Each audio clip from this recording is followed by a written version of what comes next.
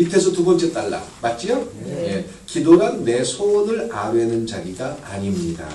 기도란 내가 과연 탐욕과 내 뜻으로 세상을 살고 있는지 아니면 주님의 뜻에 순종하기 위해서 애를 쓰는 삶을 살고 있는지를 확인하는 기회임을 알아야 합니다.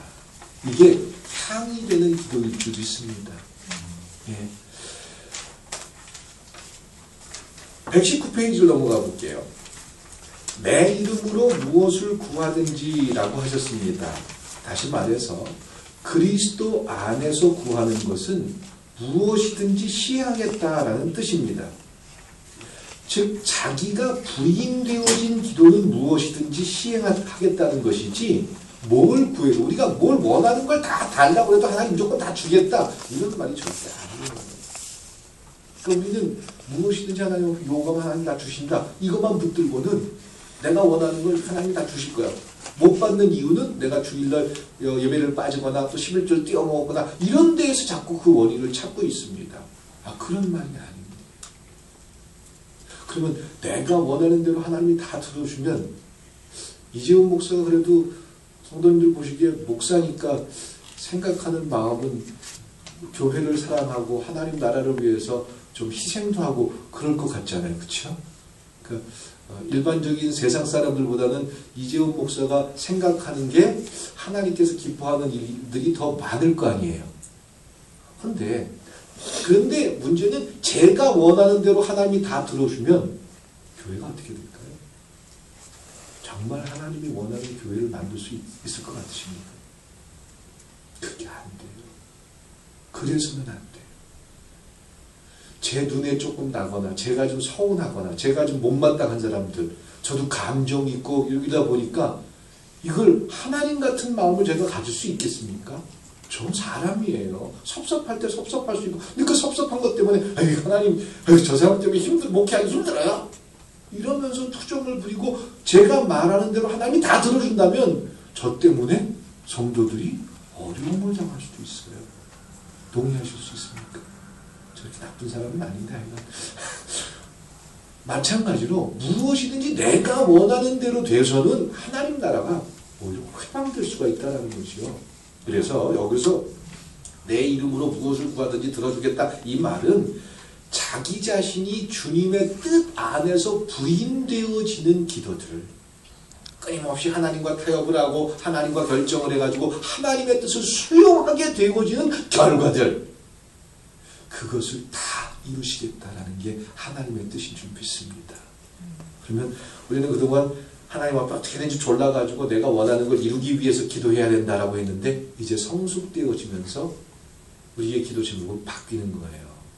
그래서 하늘나라에 이 요한이 본 것처럼 금대접이 향이 되어지는 성도들의 기도를 본 것처럼 이제 우리의 기도는 하나님의 뜻을 아는데 그게 내 속에서 끊임없이 충돌을 일으켜요. 예수님이 그랬던 것처럼 받아들이기가 어려워요.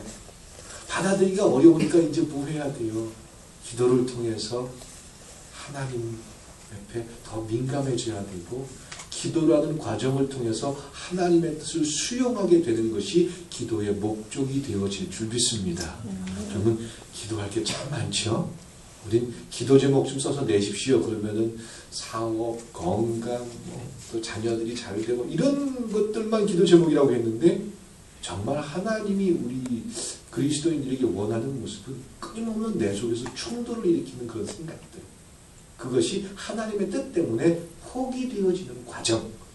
그것이 그렇기 때문에 그런 기도를 통해서 어떨 때는 육신을 권고하기 위해서 금식 기도를 하기도 하고요. 또 철야 기도를 하기도 하고요. 새벽 기도를 하기도 하고요.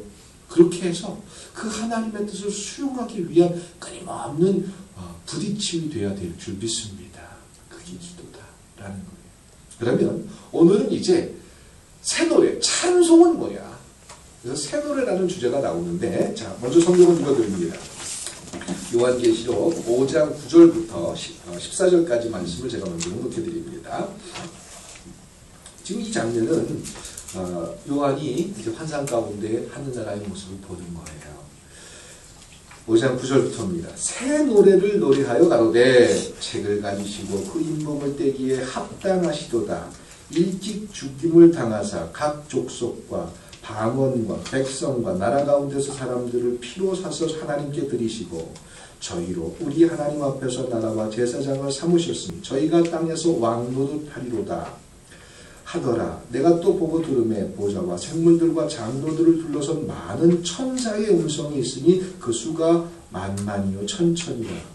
큰 음성으로 가로되 죽임을 당하신 어린 양이 능력과 부와 지혜와 힘과 존귀와 영광과 찬송을 받으시기에 합당하도다 하더라. 내가 또 들으니 하늘 위에와 땅 위에와 땅 아래와 바다 위에와 또 그 가운데 모든 만물이 가로되 보좌에 앉으신 이와 어린 양에게 찬송과 존귀와 영광과 능력을 세세토록 돌릴지어다 하니 매 생물이 가로되 아멘하고 장로들은 엎드려 경배하더라. 아멘. 예. 여기서 요한은 새 노래라고 했습니다. 하늘나라에 올라가서 지금 하나님 앞에 그 경배하는 최후에는 뭐 장로님들이 이제 엎드려서 경배하고 이런 과정에서 노래를 이야기하는데 무슨 노래다? 새 노래. 그러면 뭐가 반뜩 떠오르나요? 흔 노래도 있다는 거 아니에요? 새 노래는 뭐고 흔 노래는 뭘까요? 여기부터 찾아 들어가야죠. 그러면 새 찬송가가 있고 통일 찬송가가 있는 것처럼 가사의 곡을 바꾸거나 이렇게 하는 것이 새 노래일까요? 하늘나라에서 지금 이야기하는 이 새 노래라는 게 과연 뭘까라는 겁니다. 볼까요? 요한계시록에 나와 있는 새 노래. 2단, 3단들이 혹시 이거를 엉뚱하게 설명하진 않나요? 어떤 사람들이 이렇게 만들어진 그런 이야기를 할 수 있는데 교회에 나와서 우리가 끊임없이 부르는 게 찬송입니다. 그런데 요한이 본 환상 가운데는 새 노래가 있다고 합니다. 그럼 새 노래가 있다면 흔 노래도 있을 거예요. 그럼 새 노래와 흔 노래의 차이는 뭡니까? 자, 흔 노래는 이스라엘 백성들이 하나님 앞에 찬양하는 장면이 나옵니다. 출애굽을 해서 이제 모세와 이스라엘 백성들이 출애굽을 해서 홍해를 건너고 그리고 이제 홍해를 건너가서 바로의 군대가 수장당하는 장면을 보고 이스라엘 백성들이 하나님을 찬양합니다. 자, 규정을 한다면 그게 흔 노래입니다.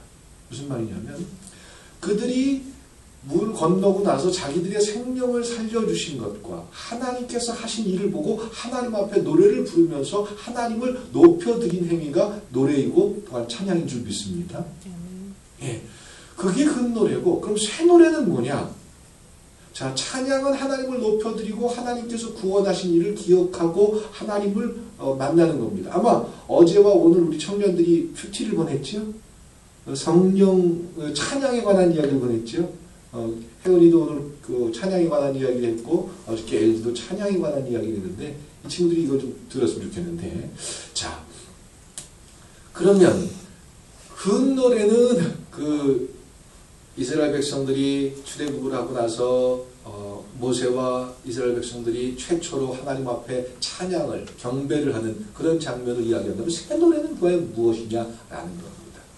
새 노래는 하나님께서 인류를 향해서 예수 그리스도를 이 땅에 보내서 대신 죽게 하고 우리로 하여금 하나님의 자녀가 되는 권세를 얻게 하신 그 하나님의 사건을 기억하고 높여드리는 것이 새 노래인 줄 믿습니다. 예, 저는 이제 앞으로 그렇게 해서 이제 이 새 노래를 설명해 드릴 건데, 구체적으로 설명해 드릴 건데, 찬양, 단순히 우리가 살아가면서 교회의 흥을 돋구거나 또 노래를 부르면서 내 기분을 업되거나 수요일 날은 우리가 성경 공부를 하기 전에 찬송가를 여러 곡 부르는데 세상에 묻어있는 먼지들을 떨기 위해서 부르는 그런 찬양이 아니다라는 겁니다. 찬양에는 이유가 있고 찬양에는 목적이 있는 줄 믿습니다. 근데 이제 우리 그리스도인들은 새 노래를 불러야 되는데 이 새 노래라는 게 예수 그리스도를 통해서 하나님의 자녀가 되는 권세를 얻었고 이제 우리가 살아가는 세상은 내가 주인으로 사는 것이 아니라 예수가 나를 위해서 대신 죽어줬고 예수 그리스도의 희생을 통해서 하나님의 자녀가 되는 권세를 얻었고 하나님 나라의 백성으로 살아간다면 이제 우리의 삶의 주인은 납니까? 하나님이십니까? 하나님이신 줄 믿습니다. 그럼 그 하나님을 고백하면서 그 하나님께서 내 삶을 간섭하고 내 삶 가운데 주인임을 고백하는 것이 새 노래를 드리는 모습인 줄 믿습니다. 예. 이 세상을 살아가는 사람들은 자기의 목적과 또 자기의 목표를 위해서 돈을 많이 벌고 높은 자리에 올라가고 그러기 위해서 세상에 목적을 가지고 살아갑니다. 그러면 새 노래를 부르는 하나님 나라의 백성들은 이제 내가 사는 것이 아니라 내 속에 예수 그리스도가 나를 통해서 살게 하는 것이 그리스도인의 삶의 모습일 줄 믿습니다. 세상 사람들이 자기의 소원을 이루기 위해서 끊임없이 무언가를 추구하고 쫓아간다면 그들이 부르는 노래와 또 우리도 예수를 믿지만 우리의 소원을 이루기 위해서 하나님을 이용하려고 한다면 그 노래나 세상 노래랑 같다라는 겁니다. 우리의 노래는 예수 그리스도를 통해서 하나님의 자녀가 됐고 그리고 이제 그리스도인으로 살아가는 우리의 삶에서 우리의 고백은 내가 원하는 걸 이뤘기 때문에 하나님 이렇게 우리 가정을 축복해 주셔서 감사합니다. 내 문제를 해결해 주셔서 감사합니다. 이것만이 있는 게 아니라 우리에게 어려운 일이 생기면 하나님 이 어려운 가정을 통해서 나로 하여금 세상에 나를 빼앗기지 않게 하시는 것 같습니다. 내가 세상에만 빼앗겨서 하나님도 모르고 그저 내 욕심대로만 살려고 하는데 이 과정을 통해서 어려움을 통해서 하나님이 이 세상의 주인이십니다. 이걸 알게 한다면 그 과정이 바로 하나님을 높여드리고 하나님을 경배한 우리의 노래가 되어질 줄 믿습니다. 예. 그래서 오늘 나눠드린 이 민세부를 보면서 이제 지금부터 그걸 한번 찾아보도록 해나가겠습니다. 자, 이 120페이지입니다. 교회의 예배에 있어서 빼놓을 수 없는 것이 찬송입니다. 찬송을 부르지 않으면 예배가 아니다 라고 생각할 만큼 예배는 교인들의 교회 생활 속에 중요한 부분을 차지하고 있습니다. 여러분도 찬송을 많이 부르고 또 좋아하는 찬송도 한두 곡씩은 있을 줄로 압니다. 일을 하다가 콧노래로 찬송가를 흥얼거리는 적도 있을 것입니다. 또한 청년이나 학생들은 찬송가에 수록되어 있는 찬송이 자신들의 취향에 맞지 않기 때문에 복음성가라는 것에 많이 매료되기도 합니다. 분위기에 도취돼서 손을 흔들며 눈물을 흘리기도 합니다. 이러한 것이 오늘날 교회에서 볼 수 있는 찬송의 형태다라고 말할 수 있습니다.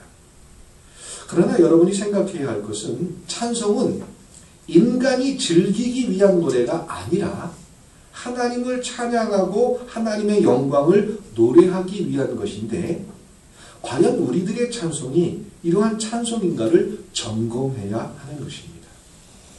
찬송이란 악기 소리에 맞춰서 아름다운 목소리로 듣기 좋게 불렀다고 해서 찬송이 되어지는 것이 아닙니다.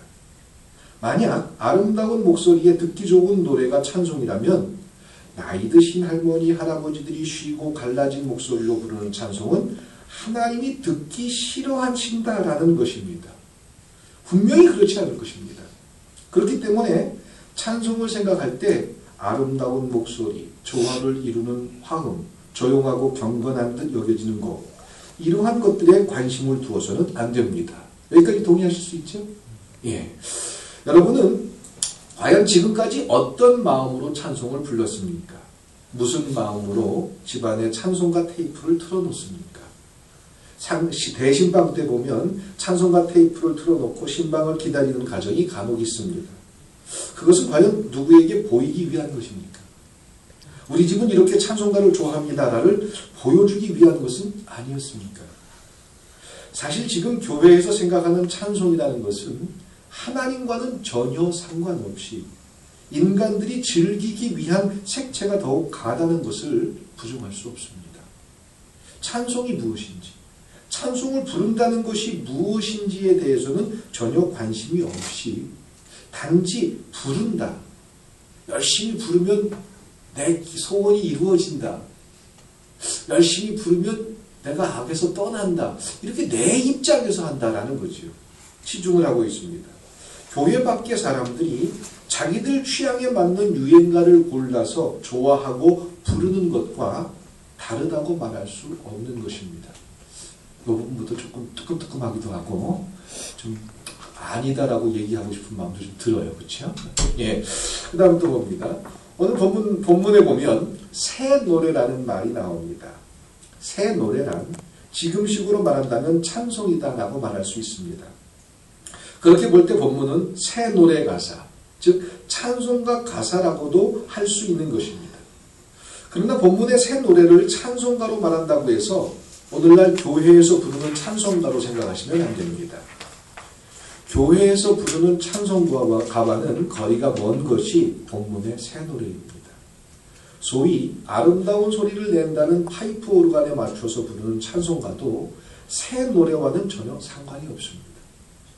파이프 오르간 소리에 매료되는 것은 인간이지 하나님이 아닙니다. 파이프 오르간 소리가 하나님께 영광이 되는 것이 아닙니다. 우리 파이프 오르간 없어요. 그렇죠? 다행이에요. 예. 흔히 목사들이 찬송을 부를 때는 정성을 다해서 불러야 한다라고 말하기도 합니다. 다른 데 마음을 두지 말고 오직 하나님께만 마음을 두고 불러야 한다라고 가르치고 또한 그렇게 합니다. 그러나 과연 그것이 가능할까라는 질문을 해봅니다. 사람이 다른 데 전혀 마음을 두지 않고 찬송을 부를 때는 찬송에만, 기도할 때는 기도에만, 설교 들을 때는 설교에만 모든 정신을 집중할 수 있을까요? 라는 겁니다. 그럴 수 없습니다. 제가 그럴 수 없다고 말하기 전에 이미 여러분이 그것을 인정하실 것입니다. 여러분은 지금껏 오랜 세월을 예배를 드리면서 살아오셨습니다. 수없이 많은 찬송을 불렀습니다. 그런데 과연 모든 마음을 찬송에만 두고 기도에만 두고 설교에만 둘 수 있었습니까? 혹 찬송에 마음을 둘 수 있었다고 한다면 그것은 일시적인 것이고 또 그렇게 될 수 있는 것은 환경이 뒷받침됐을 때였을 것이다 라는 겁니다. 그러니까 우리가 살아가면서 참 이 노래가 너무 좋았어요. 근데 그 노래가 그 찬송이 좋았던 이유는 분명한 어떤 이유가 있었다라는 거죠. 내 문제가 해결됐든가 병이 났든가 내가 원하는 걸 성취했든가 그런 어떤 이유들이 있기 때문에 그 찬송을 갖다 끊임없이 불렀고 그 찬송을 부르면서 행복했다라는 겁니다. 다시 말해서 집안에 문제거리가 없어서 마음이 편안하기 때문에 마음이 찬송에 집중될 수 있는 것입니다. 그렇지 않고 여러 가지 문제와 어려움으로 인해서 마음이 복잡하고 심란하고 염려가 많을 때 찬송에 마음이 집중될 수 있겠습니까? 마음을 찬송에 집중한다라고 해서 하나님께 영광이 되는 것도 아니지만 마음이 복잡하고 염려가 많은데도 찬송에 마음을 집중한다는 것은 어려운 일입니다. 동의하실 수 있죠? 걱정거리가 산재해 있고 아무리 교회 와서 열심히 정성껏 불러야 됩니다. 하나님께서 받으시는 게 찬양입니다. 아무리 강조를 해도 마음속에 집에 어려운 일이 생겨가지고 도둑이 들고 막 이렇게 됐는데 마음이 편안한 상태에서 찬송할 수 있냐라는 거예요. 근데 우리 자신이 어떤 모습인지 먼저 정확히 봐야 한다라는 겁니다. 성가대 역시 하나님의 영광에만 마음을 두고 찬송을 하지 못합니다. 다른 사람과 화음을 맞춰야 하고 틀리지 않기 위해서 신경을 써야 하는데 어떻게 성가대가 하나님의 영광에 모든 마음을 집중하면서 찬송할 수 있겠습니까? 지금까지 제가 말씀드린 것은 인간이란 찬송을 부른다고 해도 결국 자기를 기준으로 할 수밖에 없음을 말씀드리기 위해서입니다. 즉 인간이 가사를 적고 곡을 갖다 붙인 찬송 자체가 하나님의 영광을 포함하고 있는 것은 아닐 수 있다라는 것입니다. 그렇기 때문에 찬송을 불렀다는 것으로 하나님께 나는 영광을 돌려드렸다라는 생각은 전혀 잘못된 것일 수도 있다. 동의하실 수 있나요? 우리 모습이 그렇잖아요. 정말 정성껏 예배 시간에 찬송을 집중해서 부르려고 하는데 마음은 딴 데 가 있을 때도 있고요.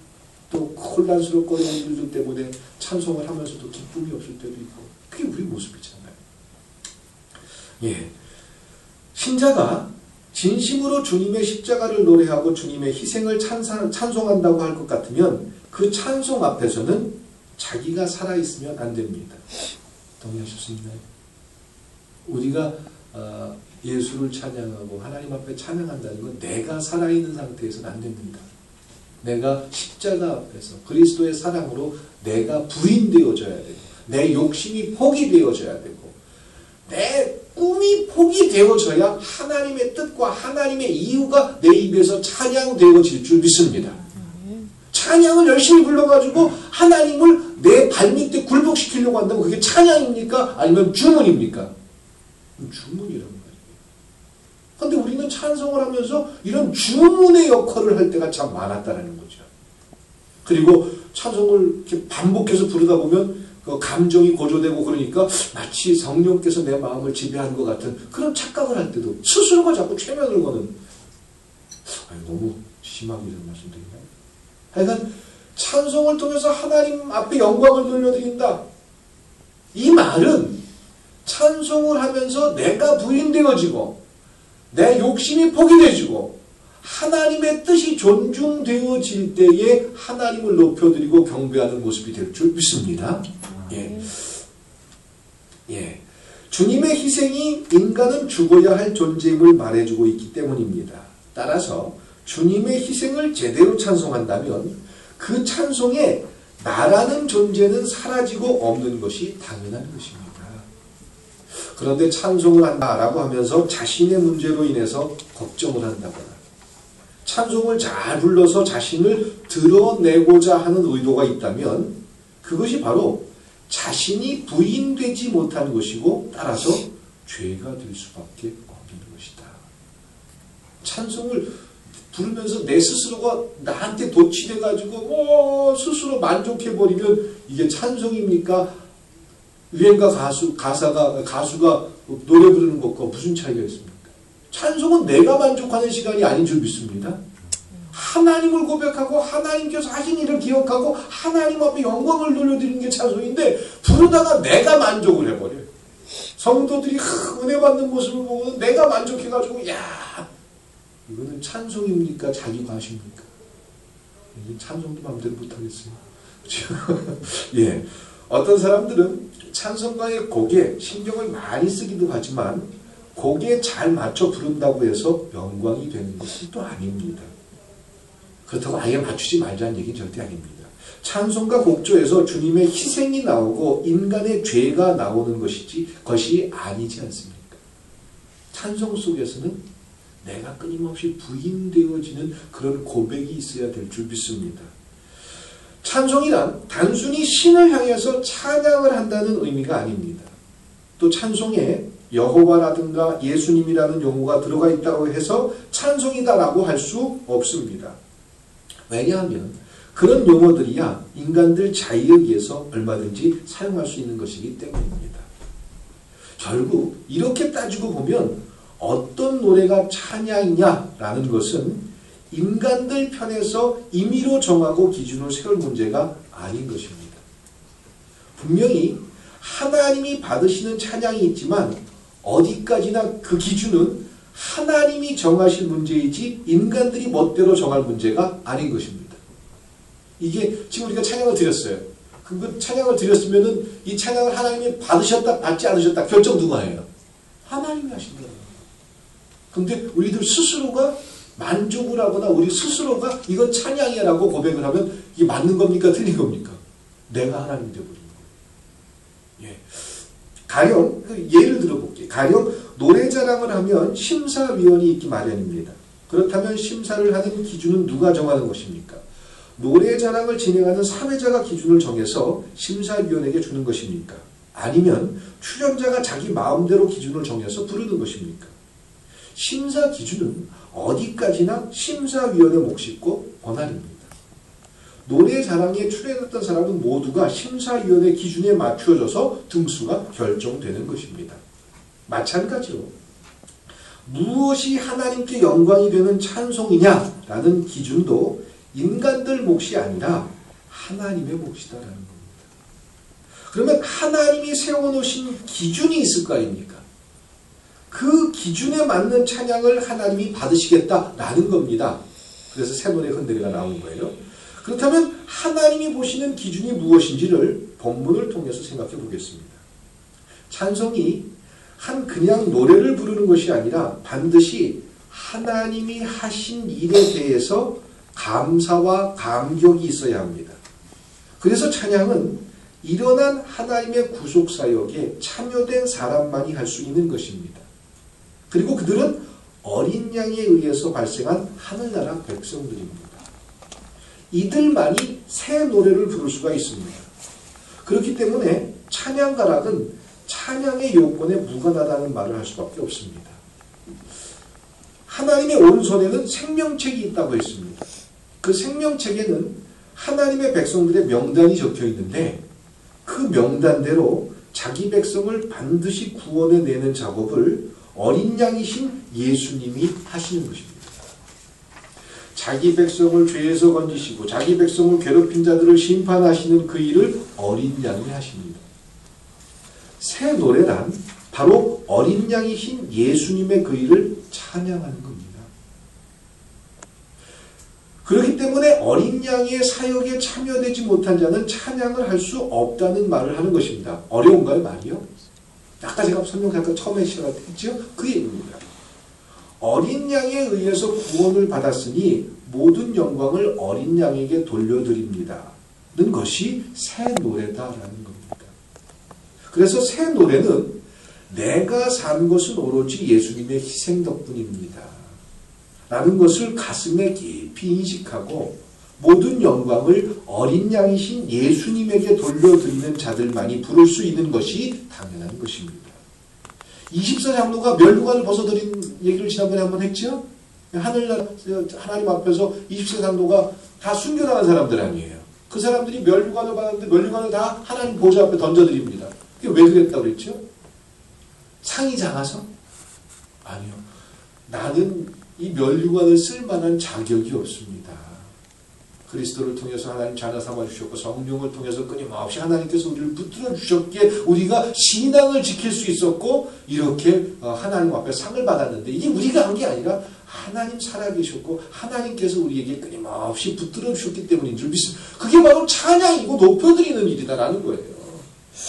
그게 우리의 삶에서 자연스럽게 나오고 우리의 삶에서 고백되어지는 것이 새 노래다 라는 겁니다. 그렇다면 왜 그냥 노래라고 말하지 않고 새 노래라고 하는 것입니까? 새 노래라는 의미는 새 노래 앞에 또 다른 노래가 있었다는 뜻입니다. 그러면 새 노래 앞에 있었던 노래는 무엇입니까? 성경을 보면 이스라엘이 하나님의 구원을 맨 처음 노래한 적이 있었습니다. 그것은 이스라엘이 홍해를 건너고 나서 부른 노래입니다. 출애굽기 15장을 보면 모세와 이스라엘 자손이 하나님의 구원을 노래하는 것이 나옵니다. 그때는 하나님이 하신 일로서 홍해가 갈라진 것을 노래했지만 새 노래는 예수님 사건입니다. 다시 말해서 십자가의 사건으로 예수님이 피 흘리신 것을 노래하는 것입니다. 그것을 새 노래라고 합니다. 9절에 보면 새 노래를 노래하여 가로되 책을 가지시고 그 인봉을 떼기에 합당하시도다. 일찍 죽임을 당하사 각 족속과 방언과 백성과 나라 가운데서 사람들을 피로 사서 하나님께 드리시고 라고 말합니다. 죽임을 당하시고 피 흘리신 것을 노래하는 것입니다. 단지 예수님이 피를 흘렸다라는 것을 말하는 것이 아니라 예수님이 피 흘리심으로 내가 생명을 얻었다는 것을 찬양하는 것입니다. 따라서 새 노래는 예수님의 피 덕분에 나는 산자가 되고 또 산자가 되었다는 것을 아는 자만 부를 수가 있는 것입니다. 옛사람인 나는 죽고 예수 안에서 새 사람으로 산자가 되었다는 것을 이해하고 아는 그들에게서 새 노래가 나올 수 있는 것입니다. 이런 이유 때문에 찬송가를 불렀다고 해서 찬송이 아니다라는 것입니다. 이스라엘 백성이 홍해를 건너고 나서 하나님의 구원을 찬송했습니다. 그러나 그들은 단지 하나님이 홍해를 갈랐다는 이적에 감탄하고 그것을 노래하는 것이 아닙니다. 출애굽기 15장 16절을 보면 놀람과 두려움이 그들에게 미침에 주의 팔이 큼을 인하여 그들이 돌같이 하여 싸우되 여호와여 주의 백성이 통과하기까지 곧 주의 사신 백성이 통과하기까지 였나이다. 이렇게 고백합니다. 이것은 하나님이 아니면 우리도 홍해를 통과하지 못했을 것이라는 고백입니다. 즉 우리 역시 홍해 안에서 애굽 군사와 함께 죽어야 할 자들인데 하나님의 구원의 오른손이 우리를 살렸다라는 것입니다. 이것이 옛날 노래 구노래 이스라엘의 찬양이었다라는 겁니다. 그런데 요한계시록에 보면 하나님이 오른손에 생명책이 있다라고 말합니다. 그리고 그 생명책을 뗄 자가 없어서 요한이 울었는데 어린 양이 생명책을 취합니다. 어린 양이 생명책을 취한다는 것은 생명책에 기록된 자기 백성들을 어린 양이 구원하신다라는 것을 말합니다. 하나님의 오른손은 구원의 능력의 손인데 그 오른손에 생명책이 있다는 것은 하나님의 구원의 능력에 의해서 자기 백성들이 구원을 받는다라는 뜻입니다. 그런데 어린 양이 하나님의 오른손에서 생명책을 취하는 것은 결국 하나님의 구원의 능력이 누구에게 있다? 어린 양에게 있다라는 것을 의미하는 것입니다. 그래서 구원의 능력은 우리의 헌금이나 기도나 예배나 찬송에 있는 것이 아니라 어린 양의 피에 있을 줄 믿습니다. 그래서 어린 양의 피에 의해서 살리심을 입은 신자들은 필히 어린 양의 피를 압니다. 그리고 이스라엘이 홍해를 건너고 나서 하나님의 구원을 찬양하는 것처럼 어린 양의 피로 구원을 얻은 백성들도 역시 죽음 속에서 우리를 살리신 어린 양의 피를 찬양하게 되는 것입니다. 이것이 새 노래이며 하나님이 받으시는 찬송이다 라는 겁니다. 신자는 바로 이 새 노래를 부르며 세상을 살아가는 사람들이 그리스도인들이다 라는 겁니다. 그러면 새 노래를 부르며 사는 신자들은 과연 세상을 어떻게 살아가겠습니까? 다른 사람처럼 자기 이름을 높이기 위해서 땀을 흘리고 남보다 더 많은 것을 소유하기 위해서 인생을 허비하고 살아가겠습니까? 그렇지 않은 것입니다. 새 노래를 부르는 자들은 자기 이름과 세상 영광을 위해서 살아가는 것이 아니라 그리스도 안에서 죽은 자로 살아갑니다. 예수님의 피가 생명이고 귀하다는 것을 알기 때문에 세상 영광이 귀한 것이 아니다 라는 그런 정신으로 살아갈 것입니다. 우리가 몸담고 살아가는 세상은 이기기 위해서 발버둥을 쳐야 살아갈 수 있습니다. 내가 살아남기 위해서는 남을 짓밟아야 합니다. 남을 희생시켜야 내가 잘되고 높아질 수 있는 경쟁사회입니다. 이런 세상에서 죽은 자로 산다는 것은 한마디로 말해서 세상에서 잘난 인간이 되고 높아지는 것은 포기하겠습니다 라는 것을 의미합니다.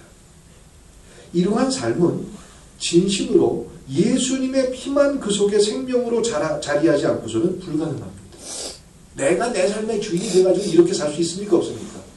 예수님이 내 삶의 주인이 돼야 이런 결단을 하고 이걸 수용할 수 있는 겁니다. 세상 영광보다 더 귀하고 가치 있는 그 무엇을 발견했기 때문에 그리고 그것을 포기할 수 없기에 과감하게 세상의 것을 포기할 수 있어지는 것 아니겠습니까? 이러한 신자가 하늘나라에서 승리자로 여김을 받게 되고 그들이 찬양을 한다라고 새 노래를 이야기하는 겁니다. 10절에 보면 저희로 우리 하나님 앞에서 나라와 제사장을 삼으셨으니 저희가 땅에서 왕노릇하리로다 하더라. 새 노래를 부르는 사람들은 세상에서 왕노릇한대요. 이 왕이라는 단어에 우리가 솔직할 수 있어요. 그 왕이 뭔지 한번 찾아봅니다. 여기 보면 땅에서 왕노릇한다고 말하는데 땅에서 하는 왕노릇이란 예수님이 재림하신 뒤의 일을 말하는 것이 아닙니다. 지금 신자로 살아갈 때 왕노릇하는 것입니다. 새 노래를 부르는 신자가 바로 왕노릇하고 살아가는 것입니다. 그리고 이단에서는 이걸 약간 이렇게 틀어가지고 지금 세상에서는 왕 안 되고 예수님 재림하시면 그때 왕 된다 이렇게 설명을 해버려요. 근데 그게 아니거든요. 이것이 이해가 안 될 겁니다. 왕 노릇을 한다는 것은 우리의 상식으로는 높아지는 것이고 힘이 있는 것이고 군림하고 지배하는 것을 말합니다. 그런데 아무리 둘러봐도 내가 높아지고 군림하고 지배하는 환경이 아닙니다. 왕 노릇하는 모습이란 털끝만큼도 찾아볼 수가 없습니다. 그래서 왕 노릇한다는 것을 현재의 일로 인정하지 않으려고 합니다. 다만 세상에서 고생을 한 신자들에게 예수님이 재림하시면 그동안의 서름을 다 씻어주시고 왕노릇하게 하신다는 위로의 말 정도로 여겨버립니다. 그런데 여기서 이야기하는 왕노릇은 현재 우리가 왕노릇을 할 수 있다는 겁니다. 예수님은 자기 백성을 죄에서 건지시고 세상의 제사장으로 삼으셨습니다. 신자를 제사장으로 삼았다는 것은 의를 드러내는 도구로 삼았다라는 뜻입니다. 그렇다면 의가 드러날 때 무엇이 드러납니까? 숨겨져 있던 죄가 드러납니다. 죄의 결과는 곧 심판입니다. 그렇다면 세상의 죄가 드러나고 세상이 심판받을 수밖에 없음이 증명되는 것은 신자에 의해서다라고 말할 수밖에 없습니다. 이렇게 볼 때 신자가 왕 노릇하고 있는 것입니다. 무슨 말인지 이해가 되세요? 우리가 왕으로 살아가는 것은 우리가 생각하는 그런 왕이 아니라 하나님 말씀과 하나님의 기준 때문에 하나님 끊임없이 내 속에서 충돌하고 내가 원하는 욕심과 끊임없이 싸움을 하고 있는데 하나님의 결정 때문에 그런 것들이 포기되어지고 하나님 나라를 만들어가면 그런 모습 때문에 세상은 죄가 드러나게 된다는 거죠. 그럼 세상에서 죄가 드러나는 그런 모습을 보게 될 때 우리는 이 세상의 왕이 된다는 거예요. 그 얘기입니다. 세상을 죽은 자로 살아갈 때 세상에 의해서 업신여김을 당하고 무시를 받을 수 있습니다. 그러나 그것이 바로 세상이 약자로 오신 예수님을 죽인 죄 속에 있음이 증명되는 것입니다. 신자에 의해서 죄가 드러나는 것입니다. 세상의 심판을 선포한다는 것은 이미 세상 위에 군림한다는 것을 의미합니다. 그래서 신자는 승리자고 왕 노릇을 하는 자이다 라는 겁니다. 그런데 이렇게 말씀을 드려도 많은 사람들은 왕 노릇한다는 것에 대해서 실감을 하지 않습니다. 그것은 왕 노릇한다는 것은 많은 돈을 소유해서 떵떵거리고 살아가고 힘을 가지고 타인을 지배하는 것으로 생각하기 때문입니다.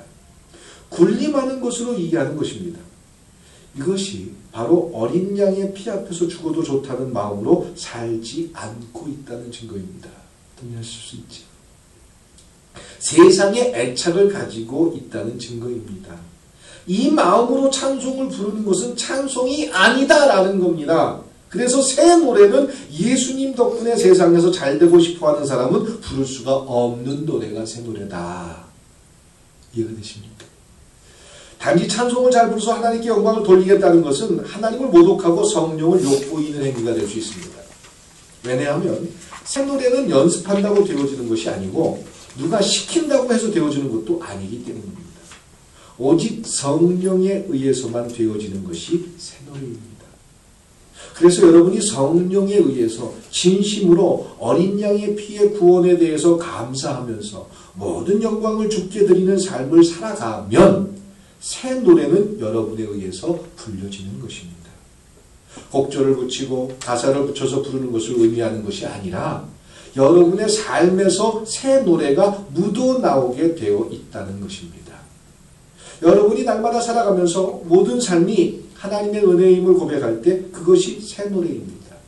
아침에 일어나서 오늘 내가 숨을 쉬고 있는 것도 하나님의 은혜고 나를 도구로 삼아서 하나님이 하실 일이 있기 때문이다. 이것을 고백할 때 그것이 새 노래가 된다는 겁니다. 그런데 새 노래를 부르며 사는 신자가 과연 자기 일을 앞세우겠습니까? 집안에 불화가 있을 때 하나님 왜 이런 일이 생깁니까? 이거는 새 노래를 부르는 게 아니잖아요. 그렇죠? 하나님이 그러니까 우리 살아가면서 어려운 일이 생기고 불화가 생겼어요. 그러면 하나님 이 일은 저보고 세상에 애착을 두지 말고 주님만 사랑하라고 가르치기 위한 하나님의 일인 줄 믿습니다. 압니다. 세상의 어려운 것 때문에 주님의 은혜를 잊어버리지 않게 주옵소서. 이렇게 고백한다면 이 고백이 뭐다? 이 고백이 뭐다? 새 노래다. 이해되시죠? 이 고백이 새 노래다라는 겁니다. 이것이야말로 고통이든 고통이 아니든 주님의 피로 이루어진 구원만 생각하고 영광 돌리는 새 노래가 되는 것입니다. 하나님이 우리를 치시는 것은 우리가 얼마나 세상에 애착을 두고 살아가는가를 드러내는 순간임을 잊으면 안 됩니다. 하나님은 자꾸 우리를 쑤시면서 쑤실 때마다 우리에게서 뭔가 나오는지를 확인하시는 겁니다. 나는 오직 주님의 피로 산다 라는 것이 나오면 신자이지만 하나님 왜 이러십니까? 이렇게 하나님 앞에 대항하고 불평하는 그런 것들이 나오면 신자가 아니다라는 겁니다. 이미 주님의 피로 구원을 받았기에 세상의 것이 모두 떨어져 나간다고 해도 괜찮다는 것이 어린 양의 피로 구원 얻은 백성이고 이들이 새 노래를 부를 수 있는 것입니다. 우리 자신들이 얼마나 세상에 애착을 가지고 사는가를 날마다 확인하십시오. 그리고 이런 우리가 구원을 얻은 것은 오직 어린 양의 피에 그 능력이 있음을 잊지 마시고 결코 여러분의 것을 앞세우지 마십시오. 우린 오직 어린 양의 피로 이루어진 구원에 감사하며 모든 영광을 주님께 돌리는 것 외에 할 것이 없는 자들입니다. 어린 양의 피 앞에서는 나의 잘남이 없습니다. 단지 죽어야 할 자로 설 뿐입니다. 아무런 가치 없는 나에게 생명을 허락해 주신 주님의 은혜에 감사할 뿐입니다. 신자가 불러야 할 새 노래는 오직 어린 양의 피로 이루어진 구원입니다. 이게 새 노래다라는 겁니다. 이제 새 노래와 헛노래, 또 우리가 부르는 노래, 뭐 흥얼거리면서 부르는 노래, 그것만이 노래가 아니라 바로 우리의 삶에서 고백되어진 삶의 고백이다라는 것을 새 노래로 기억하시기 바랍니다. 기도합니다.